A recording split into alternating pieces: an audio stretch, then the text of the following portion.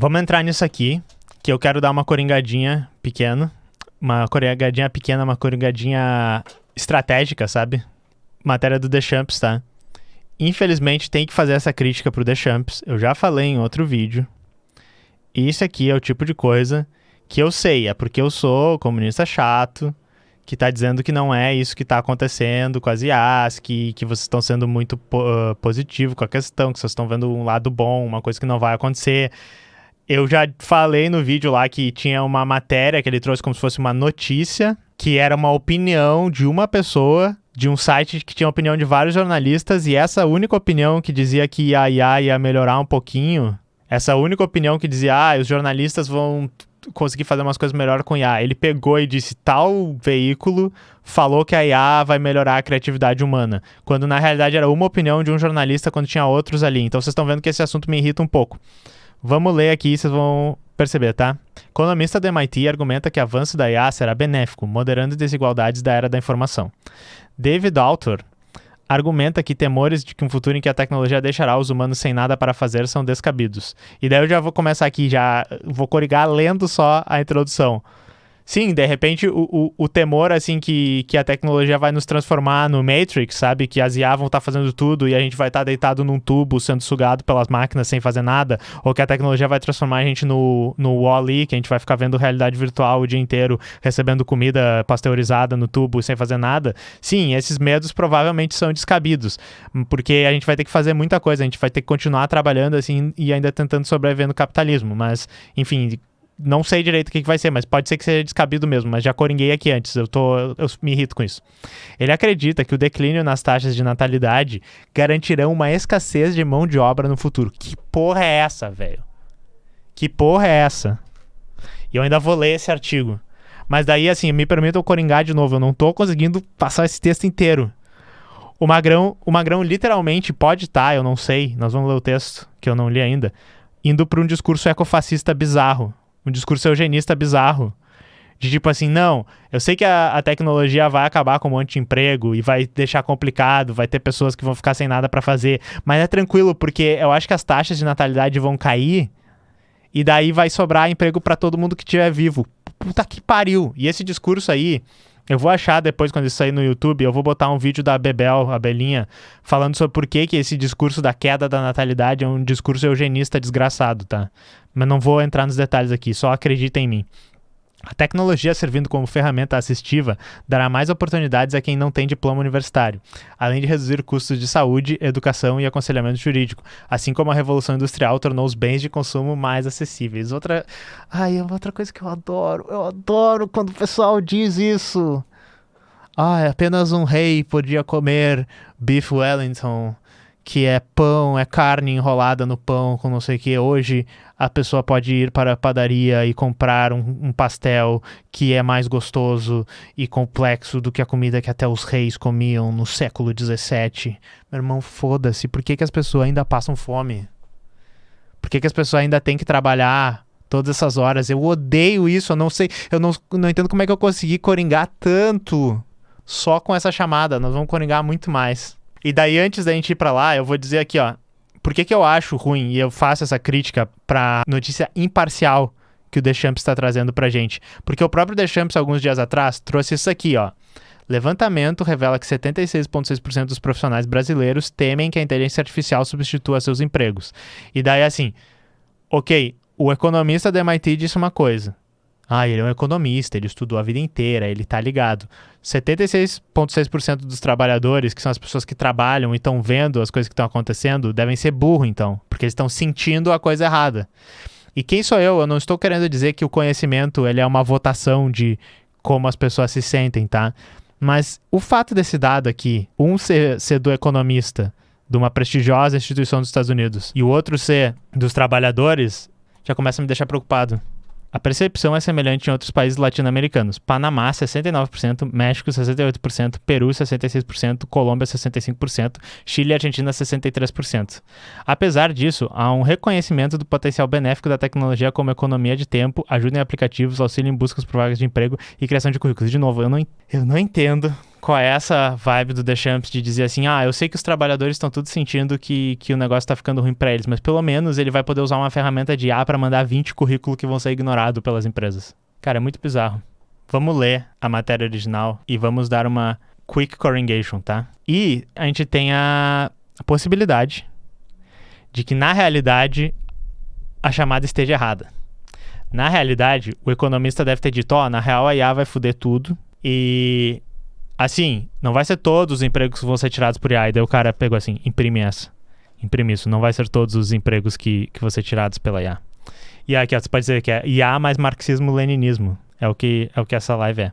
O futuro descrito na declaração de missão da OpenAI, no qual os sistemas autônomos superam os humanos na maioria dos trabalhos economicamente valiosos, soa como uma paisagem infernal para o professor de economia do MIT, David Autor. O mundo onde os humanos fornecem apenas trabalho genérico e indiferenciado e fluxos de riqueza aos proprietários de sistemas de IA e detetores de direitos seria algo como Wall-E e Mad Max, que não são documentários, então ele tá certo realmente. Pra que a gente vai ficar vendo o futuro vendo o futuro baseado nos filmes, né? Vamos ver se ele tem uma opinião sensata. Mas não precisa ser assim, não precisa. Não precisa ser assim, capitalismo. Se quiser, pode, mas não precisa ser assim. Num artigo divulgado pela National Bureau of Economic Research, Applying AI to Rebuild Middle Class Jobs, Autor argumenta que os receios de um futuro em que a IA deixará os humanos sem nada para fazer são equivocados e, de facto, a IA pode melhorar muito da classe média. Aí eu já achei foda isso aqui, né? Classe média. Vocês sabem, gente, o que a classe média... O que a classe média tem da classe burguesa? Só ideologia. Depois a gente desenvolve isso um pouco melhor. Citando a previsão de Elon Musk durante uma entrevista recente com o primeiro-ministro do Reino Unido, Rishi Sunak, de que chegará um ponto em que nenhum emprego será necessário, e o conselho do pioneiro da IA, Geoffrey Hinton, para conseguir um emprego no encanamento... O que o Geoffrey Hinton disse? Get a job in plumbing, tipo, consiga um emprego como encanador, é isso que ele está dizendo. O autor argumenta, no futuro não faltarão empregos. O declínio das taxas de natalidade e a redução da força de trabalho, afirma ele, irão garantir uma escassez de mão de obra. A questão está mais centrada no que implicarão os empregos disponíveis. Autor, né? O nome dele é Autor, e daí o meu cérebro fica dizendo o autor do artigo. O autor acredita que o surgimento da IA como ferramenta de apoio proporciona um caminho para desfazer os danos da era da informação, que desvalorizou a experiência processual dos trabalhadores de classe média e transferiu o poder para os decisores da elite. Tá, esse take é horrível. Esse é o take do populismo. Esse é o take do pessoal de direita lá. Que a culpa, na realidade, é de gente que nem eu, tá ligado? A culpa, na realidade, é de gente que pode trabalhar sentado e fazendo trabalhos da mente. E daí eu acabei com o emprego do magrão que dirige caminhão. Eu acabei com o emprego do cara que leva a caixa, fazendo os algoritmos, porque eu sou muito sacana, eu quero acabar com tudo. Mas agora a IA vai resolver isso de alguma maneira.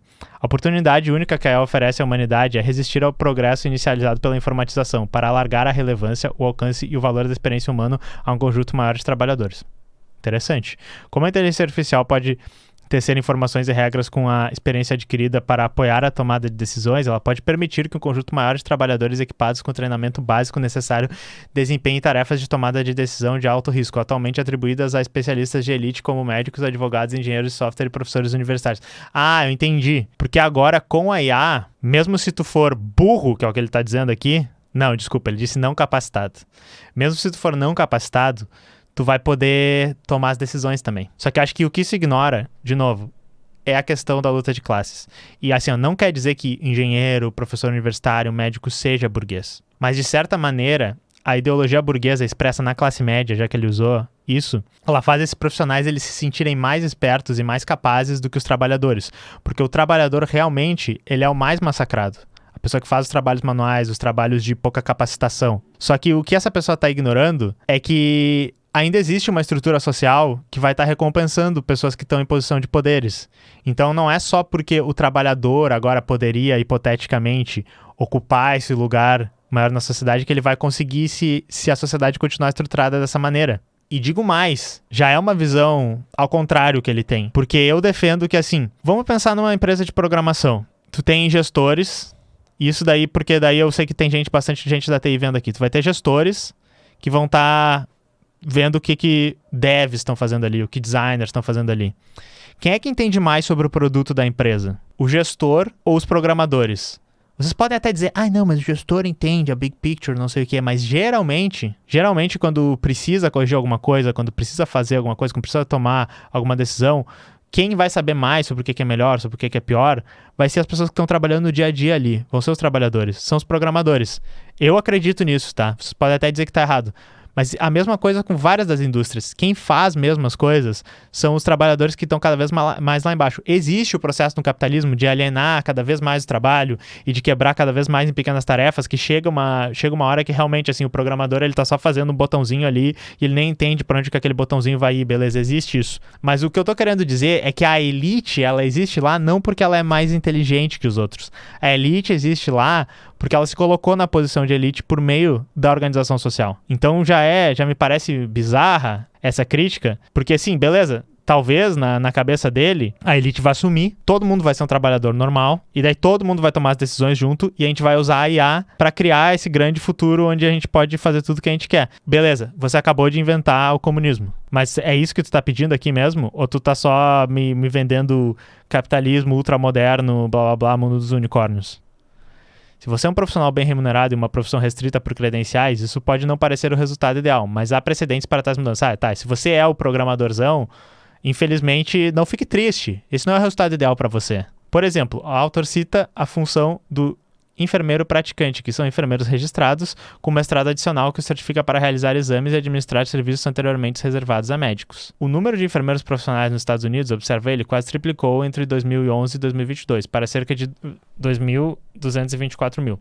E espera-se que esse número cresça 40% durante a próxima década. O que tornou isso possível? Para além das decisões dos profissionais médicos da década de 1960 de utilizar as competências dos enfermeiros registrados de forma mais eficaz e de alterar os regulamentos médicos, a autora aponta para a tecnologia da informação, especificamente os registros médicos eletrônicos. É que assim, eu concordo, eles melhoraram o processo de atender as pessoas, eles botaram um profissional lá para fazer. Talvez eles até estejam pagando menos para o enfermeiro fazer a mesma coisa que o médico, que daí entra toda a questão que talvez a profissão dos médicos não goste disso, o sindicato dos médicos não goste disso. Mas notem que nos Estados Unidos, o sistema de saúde deles é o quê? É o mais avançado, com mais tecnologia, mas ainda é o sistema de saúde que se a pessoa quebrar a perna na rua e não tem um plano de saúde, ela tem que implorar para as pessoas não chamarem uma ambulância e ela vai pegar um Uber, sei lá, para ir até o hospital, porque se ela entrar num hospital e tratarem ela, sedarem ela, né, ela, tá doendo, não sei o que, daí já mete a sedação e ela vai ficar uma semana sendo tratada ali. Quando ela acordar, ela tá falida porque a conta vai estar destruindo ela. Então é meio estranho ele dizer assim, vocês já perceberam que, tipo, é o progresso tecnológico que tá impedindo ter mais médicos nos Estados Unidos? É isso mesmo? Será que não existe uma pressão no mercado de atender as pessoas por lucro, transformar a medicina numa mercadoria? Vamos comparar isso com, por exemplo, o que Cuba fez, que por N problemas que tem na ilha lá, por causa das coisas, eles conseguiram fazer um sistema de saúde universal que funciona bem pra caralho, funciona tão bem que eles têm médicos sobrando pra exportar pros outros lugares. Registros médicos eletrônicos e ferramentas de comunicação aprimorados permitiram que os NPs, né, os enfermeiros praticantes, tomassem melhores decisões, escreve o autor, e argumenta que a IA pode, da mesma forma, capacitar outros trabalhadores para tomar decisões que, de outra forma, seriam deixadas para especialistas. E daí acho que isso é estranho. A única coisa que ele está dizendo é que, assim, ok, na realidade agora qualquer pessoa poderia ser um especialista e a gente não vai precisar pagar muito para um especialista e não vamos precisar ter várias pessoas. A gente vai ter só uma pessoa que vai ficar perguntando coisas para a máquina e fazendo, que é basicamente a minha análise que eu faço de porque a IA vai precarizar altos empregos. Ele aponta vários estudos sobre o impacto que o Copilot e o ChatGPT da OpenAI tiveram na programação de computadores nas tarefas de escrita, respectivamente. Nenhum dos dois eliminou a necessidade de conhecimentos especializados, mas ambos ajudaram a tornar menos trabalhadores mais produtivos. Inteligência artificial é essa tecnologia de inversão, insiste Autor. Ao fornecer apoio à decisão da forma de orientação a proteções em tempo real, eu só vou ignorar que às vezes a tradução... A IA poderia permitir que um conjunto maior de trabalhadores que possuem conhecimentos complementares executassem algumas das tarefas de tomada de decisão de maior risco atualmente atribuídos a especialistas da elite, como médicos, advogados, programadores e educadores. A IA, diz ele, pode melhorar a qualidade dos empregos para quem não tem diploma universitário, reduzir a desigualdade salarial e diminuir os custos dos cuidados de saúde, da educação e do aconselhamento jurídico, tal como a Revolução Industrial tornou os bens de consumo mais acessíveis. O autor deixa claro que não prevê que a IA elimine o acesso elimine a necessidade de experiência. Não permitirá, diz ele, que pessoas não treinadas realizem tarefas especializadas como o cateterismo. Cateterismo é... Catheterization. Botar um catéter no hospital. Não permitirá, diz ele, que as pessoas não treinadas realizem tarefas especializadas, como o cateterismo. Mas permitirá que os trabalhadores com alguma base em uma tarefa subam de nível. Leveled up. Este resultado, diz o autor, não é inevitável. É, no entanto, tecnologicamente plausível, economicamente coerente e moralmente convincente. Tudo que a burguesia é. tudo que a burguesia é economicamente coerente e moralmente convincente. Reconhecendo esse potencial, não devemos perguntar o que a IA fará conosco, mas o que queremos que ela faça por nós. Acho que ele fez uma piadinha aqui. Gente, isso aqui é puro idealismo. Vocês estão vendo isso acontecer hoje, por isso que eu trouxe a outra notícia antes. Não quer dizer que a gente não possa ter isso, mas vocês acham sinceramente que é isso que vai acontecer? Vocês estão vendo, vocês trabalham. Vocês acham que é isso que vai acontecer? Que a equipe de vocês, que tem 10 programadores, e tem um tech lead lá, que é a pessoa que entende pra caralho, e tenha, sabe, pessoas ali que são especialistas em suas áreas e tal, e daí vocês de repente estão trabalhando mais como um estagiário ou como um júnior, tá ligado? Vocês acham que assim eles vão dizer assim, júnior, agora você vai usar essa máquina mágica e você vai conseguir escrever código tão bem quanto o seu sênior? Vocês acham que eles vão querer continuar pagando 9 júniors e 2, 3 sêniors que recebem muito mais que os júniors se eles realmente conseguissem o mesmo resultado com o júnior apertando os botões lá? Que é, a previsão dele é isso, né? Ele assume que a IA vai funcionar e que vai fazer as pessoas ficarem especialistas. Vocês realmente acham que é isso que vai acontecer? Vocês realmente acham que é isso que vai acontecer? Não é isso que vai acontecer. E é o contrário, inclusive, que a gente viu com a Revolução Industrial. Porque isso que é interessante. A gente vai chegar a estudar um texto, que é o Fragmento sobre as Máquinas, do Marx, que é um texto que eu acho que ele é legal para a gente entender como a questão da automação, o Marx explica ela no capitalismo, né? E uma das coisas erradas, digamos, que é o que esse cara tá fazendo aqui, é que ele diz que, tipo assim, se a fábrica produz lapiseira, e daí tu vai dizer assim, ok, agora tem uma máquina que cada trabalhador, ao invés de produzir 5 lapiseiras por dia, ele vai produzir 20. Ou seja, a máquina multiplicou por 4 a produtividade do trabalhador. Será que a fábrica tem um mercado para vender 4 vezes mais lapiseiras?